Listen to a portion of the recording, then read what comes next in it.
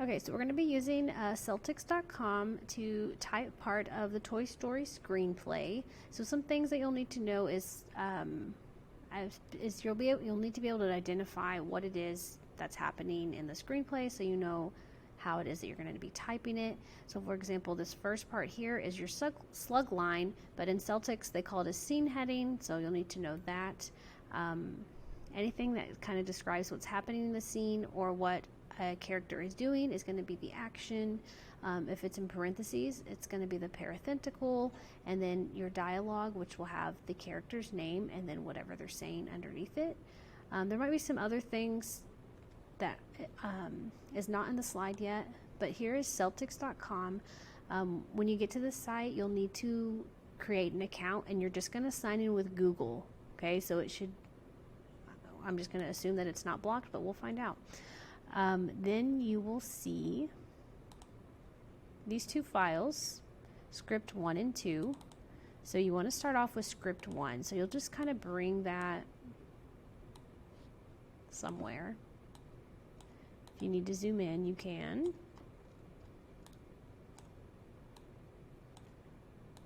And basically all we're doing is copying this, but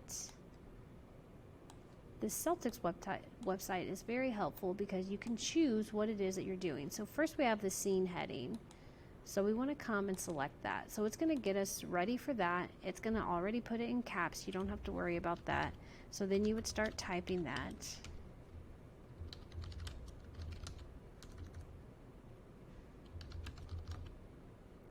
Then when you press enter, it automatically goes to action because that's what it assumes that you're going to do next. So, and for this case, that's correct. That's what we need. So you would type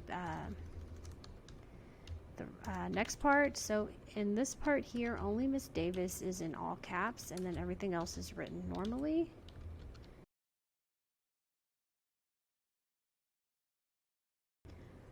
Okay. And then the next part is also an action. So when you press enter, it stays on action, and that's fine. So then you'll continue writing or typing the next part. Okay, so we press enter again, it still says action, but now we're on the character part. So you're going to come up here and select character. It's going to put you in the right spot. You can type it, it's going to be automatically capitalized.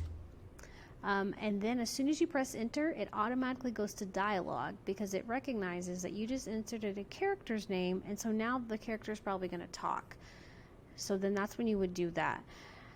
Now when you get to the second part here, like Woody, and he says to himself, that's going to be the parenthetical. So in that point, instead of going straight to dialogue, you want to do the parenthetical first, type that part in, and then you would press enter, and it might change to dialogue, or you might have to go set it in.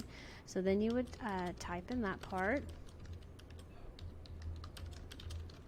Okay, when you press enter, it goes back to character because it's assuming that this character is going to be talking to another character. Okay, so then you don't have to go up there and change it every time because it kind of guesses what you're going to do.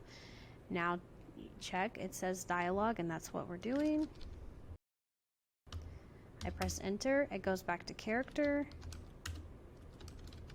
goes back to dialogue, goes back to character, and it does start kind of guessing what you're going to do. So if you didn't want to type it out, you can just go and click on it. Okay, so now Andy just said okay, and now he's doing an action. He's going to run upstairs. So we want to change it back to action. Okay, and then you would type that there. Okay, then we're back to dialogue. So then we have to change it to character first. Type our dialogue. Then we have another scene heading because scene changed. So we're going to select scene heading again. It's going to put that gray line over there, and then you type in your scene heading. Okay, and then again would be back to an action. Andy, blah, blah, blah, blah, blah, this and that. Okay, so I'm going to kind of come down here.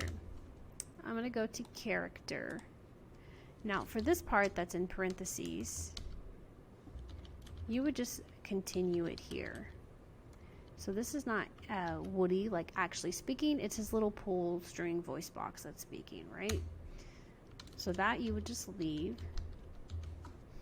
Okay, so once you get done with that one, you'll just open up the script 2 and you'll continue on from there. I'm just going to skip here to where it says Woody again.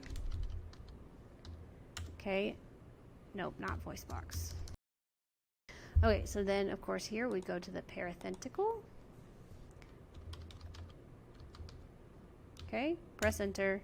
Now we're back at dialogue and you would enter your dialogue there. Okay, and then I think everything else should be fine. This is going to be, these are going to be actions, action, action, actions, and then dialogue. Okay, so then when you're done with all of that, so one thing about this software is because it's a free version, you can only have one script at a time.